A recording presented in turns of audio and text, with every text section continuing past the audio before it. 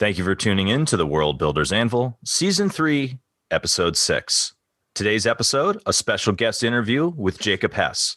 You may have caught his first book, The Bright Abyss. Jacob tells stories that are going to be reaching into your darkest fears and your deepest belongings. He wants to connect with you through his stories in a way that a lot of other writers don't bother trying. And we were lucky enough to get him on the show. So without further ado, an interview with Jacob Hess. Don't know where to start building your fantasy world? Do you need more? Does it make sense? Forget any worries and become a crafter of imagination. This is the place where we will prime your mind. Now, it's time to heat up the forge. Break out the mithril ingots and hammer. Welcome to the World Builders Anvil. I'm Jeffrey W. Ingram. And I'm Michael Miller. Let's sup from the muck of Java and build.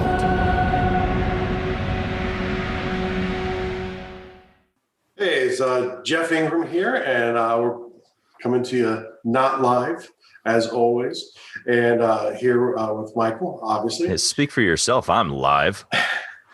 Not in years. And we're here with Jacob. Unfortunately for Jacob, he's doing good, though. He's holding up so far in the pre-interview. So, welcome to the World Builders Anvil. It's great to have you. And is there anything else that you'd like, we give you a little brief intro you heard, but is there anything else that you'd like our listeners to know about you? Not that I can think of. It's pretty, I've just started writing. I'm working on a series of books. The first one is out and I'm working on the second one now. Also have an audiobook coming out of the Bright Abyss. So just things that are in the works. So keep an eye out for that. And also, Jacob, thank you so much for agreeing. Jacob's on the West Coast and Jeff and I are on the East Coast. So this is a very early morning for Jacob, and we appreciate your consideration and being on board with that. And if I sound a little nasally, I'm just getting over a cold. So I'm glad you're getting over it. Yeah. Now we have to ask, though, this is the customary question to all of our interviewees. Do you feel orc today or elf? Because of the cold, I'm tempted to say orc, but I'll say elf. Very good. Yeah. I'll try to stay on the good side of things. But it's all perspective. Yeah, I guess that's true. Right. Let's see. So now tell us a bit about the Bright Abyss. Tell us a little bit about your work.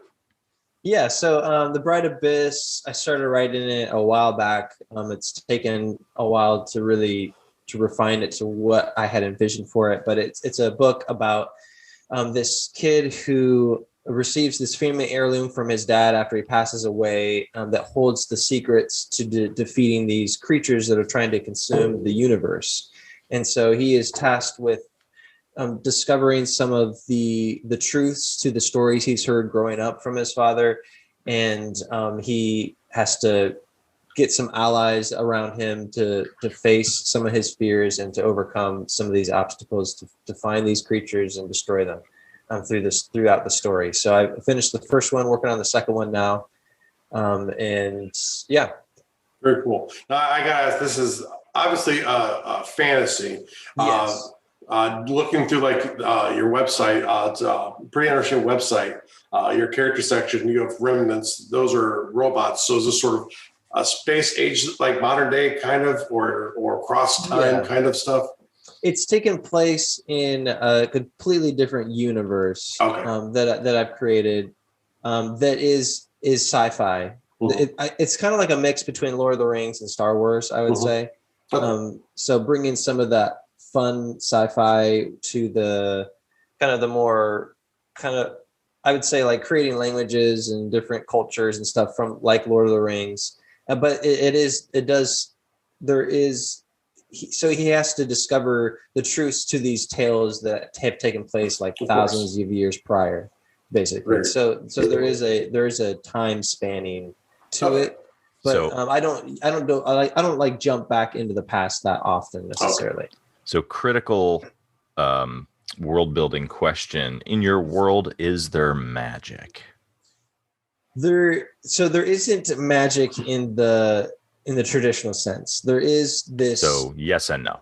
Yeah, so there is this ancient good power and this ancient evil power, and Okay. they express themselves in magic like ways where the hero is able to create things and with his mind using this special device that's been given to him and his people from the past, as a way to fight these creatures that are trying to destroy the universe.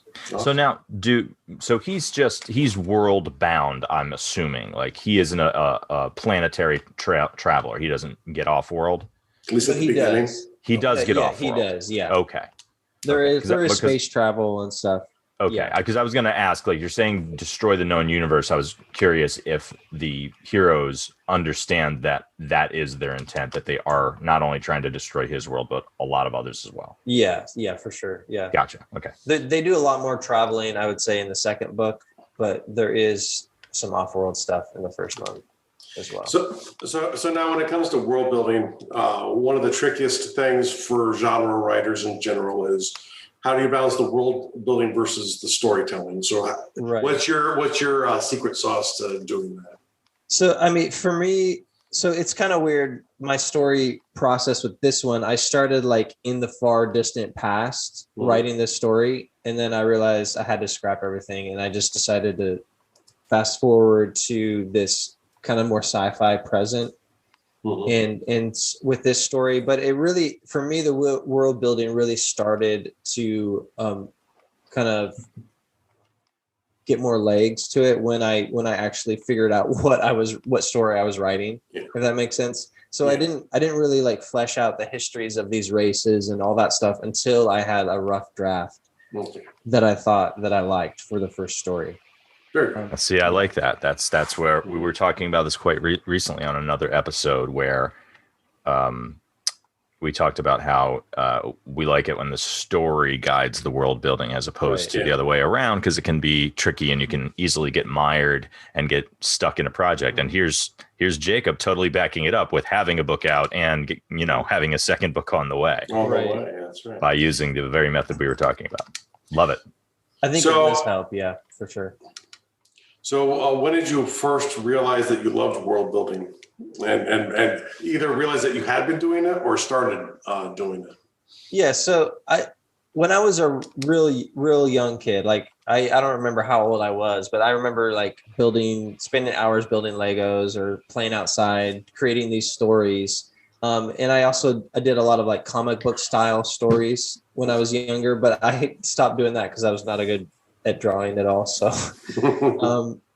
but I think that love for storytelling was always there, and world building came along with that. But I didn't start writing until after college. Okay.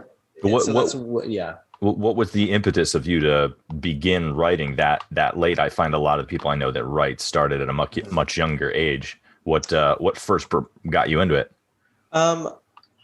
At that point, I actually liked reading. So I didn't actually start to read until after college for some reason.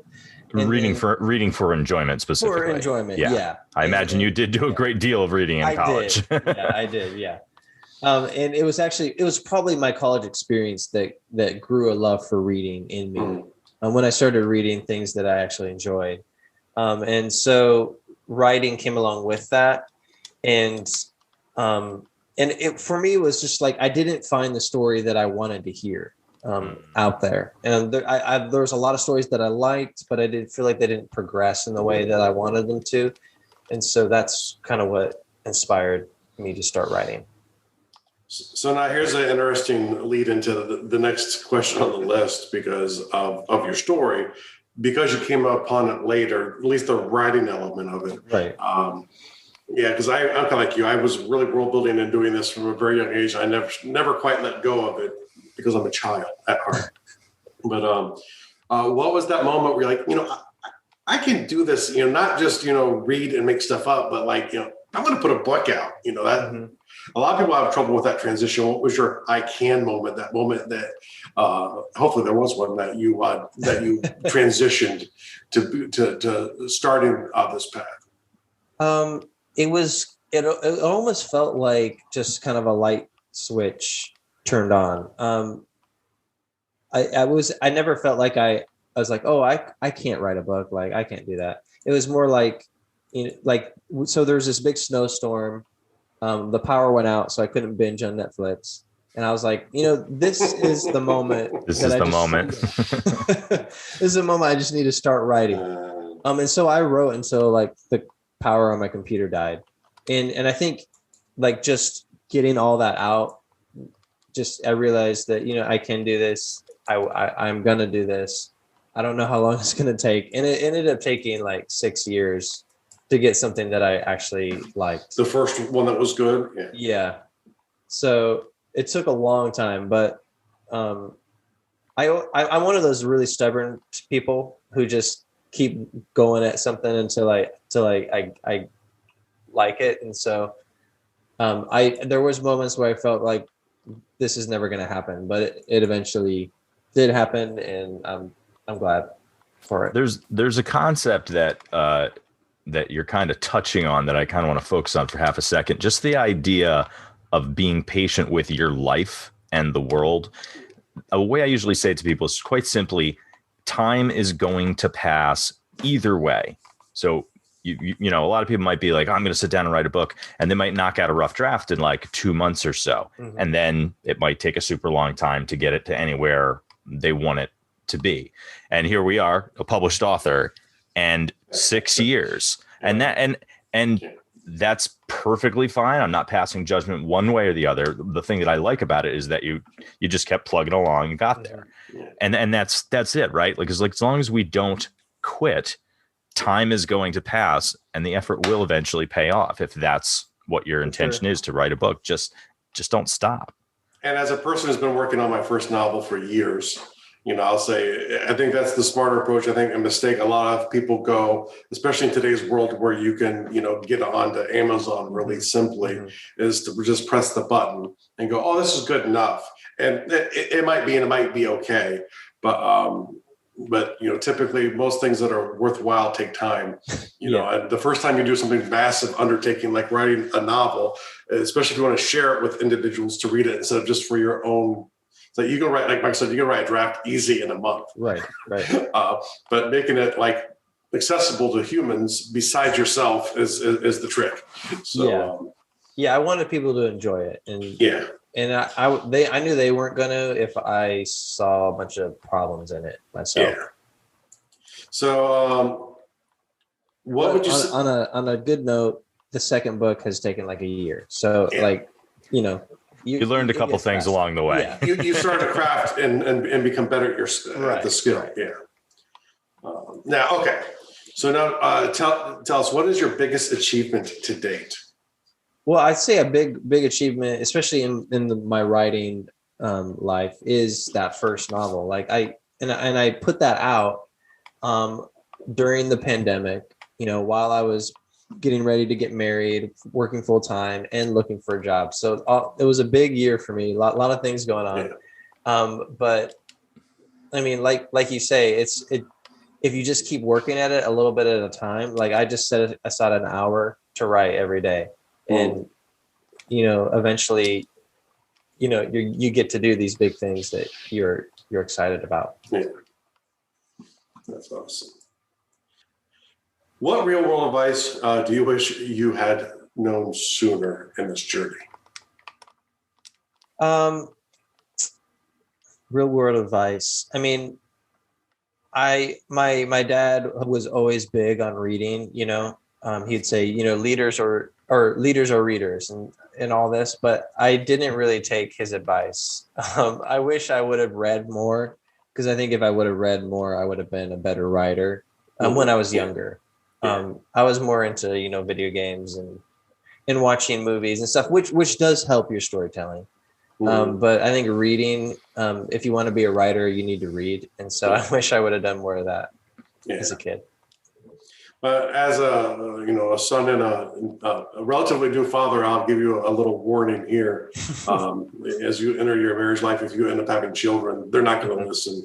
Yeah. And you're going to actually hear them say no to the same stuff that your dad told you that you're telling them that your dad told you that you didn't listen to. So Right. Don't be shocked when they're just like you. The little brat. No, my goodness me. Now,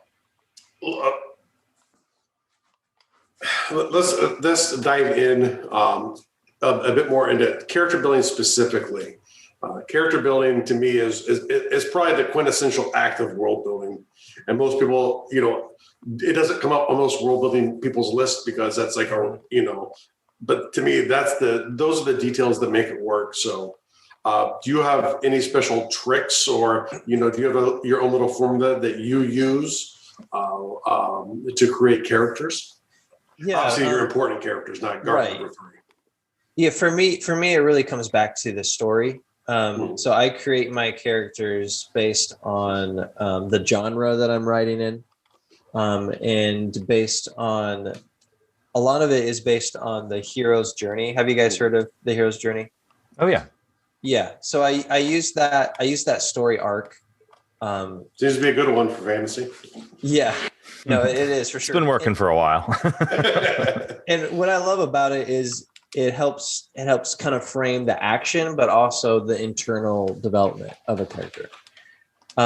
So I place my characters in the story, and the story is what develops them as a character.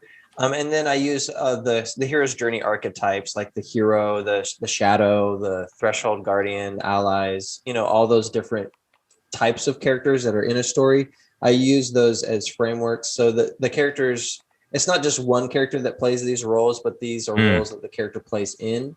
Mm-hmm. And it helps them actually connect with the storytelling and to develop as the story goes on, I think. Yeah.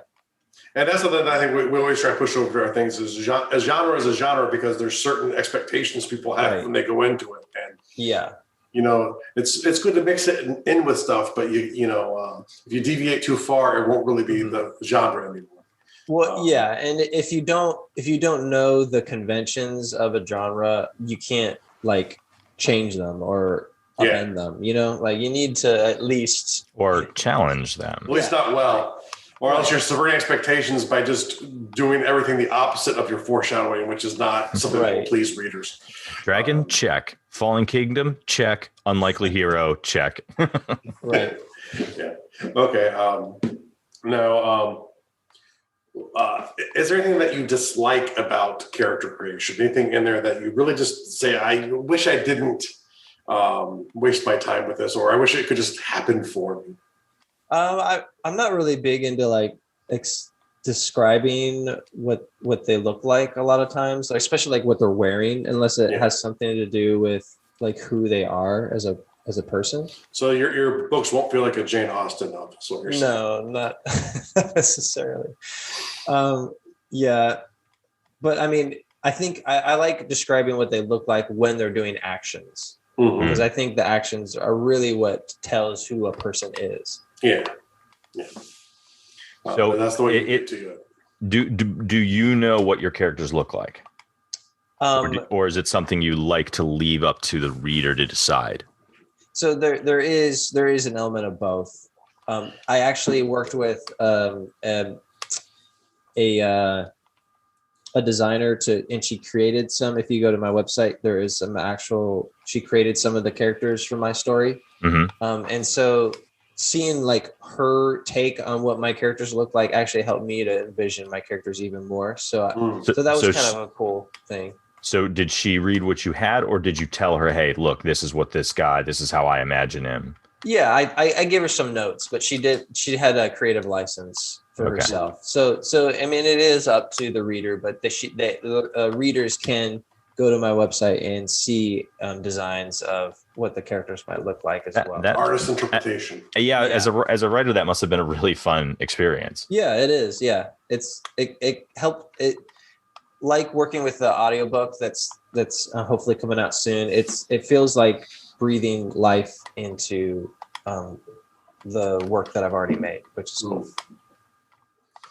Now, what is the number one tip you would give to someone in their creative process for character creation? I think it's really important, especially for central characters, to have an object of desire, something that they're like working towards or trying to achieve. Otherwise, there's like no direction for the character, and they typically don't change over time. There's no point to having them. Right. You could cut them. They could be guard number 3 in the scene instead of a character. Yeah. Right.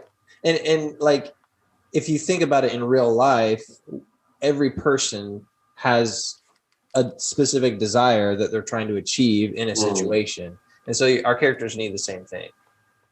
Very good. That's really all I have here today. It was very nice getting to meet you. I'm starting to do a thing going forward, where maybe we'll get together again sometime for more of just a topic. But I think it's so important for people to get to know someone before.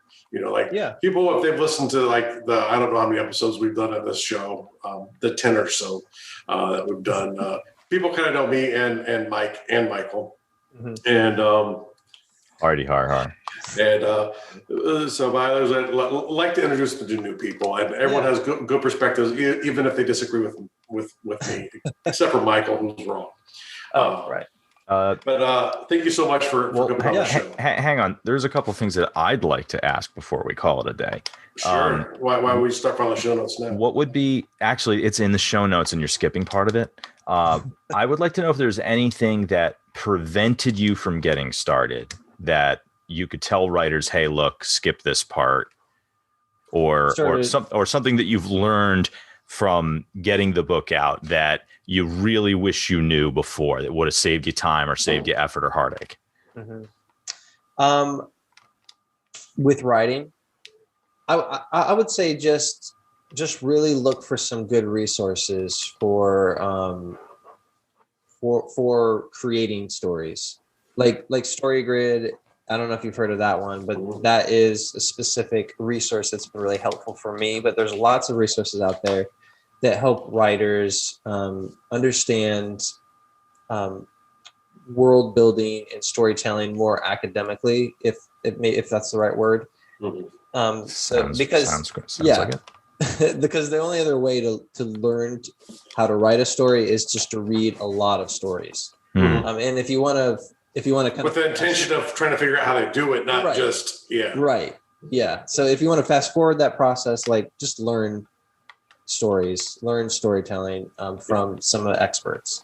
Was that StoryGrid you said? Yeah, the StoryGrid. Sean Coyne is the one who wrote that. But there's other resources out there as well. Yeah. All right. Awesome. Well, thanks so much for sharing with everybody. Yeah. Now, how can people get to know a little bit more about you? Yeah, I mean, they can just head over to my website, which is www.jacobehess.com. That's jacobehess.com. And they can check out my website on the homepage. If they sign up for my email list, they can actually get a free copy of a short story that I recently wrote that is connected to this series of books that I'm writing. Cool. Very good. Yeah. And there's a cool characters and culture section too. There is. Yeah. There's some histories of some of the races that are in the stories, and there's a look into some of the characters as well. That doesn't give away too much of the actual story. Very good. Now, thank you so much again. And hopefully everyone will go out there. They'll go to Jacob E. Hess, download that free short story, and if you like it, hey, go buy his book. Yeah, check it out. And if you don't like it, hey, go buy his book. Go buy his book anyway. Support the author, right? But don't write any mean comments. But no mean comments. Yes. No, you can put that on. You can put that on Jeff and Mai's website. That would just tag me and tell me what you think of me. Don't put it up on Facebook for us. All right. Thanks, guys. Appreciate you having me. All right. Thanks so much for being here, Jacob. Bye-bye. Now go get some sleep. We know it's still early. Yeah, I think I will crawl back into bed. Thank you so much for listening to the World Builders Anvil. We would love it if you would share the World Builders Anvil with 2 of your friends. And so would they. If they are unfamiliar with podcasts, then you get to introduce them to the wonderful world of podcasting. Take them to Stitcher or iTunes, or best of all, just send them to our website, www.garduel.com. That's GARDUL.com. Now strike while the mithril's hot.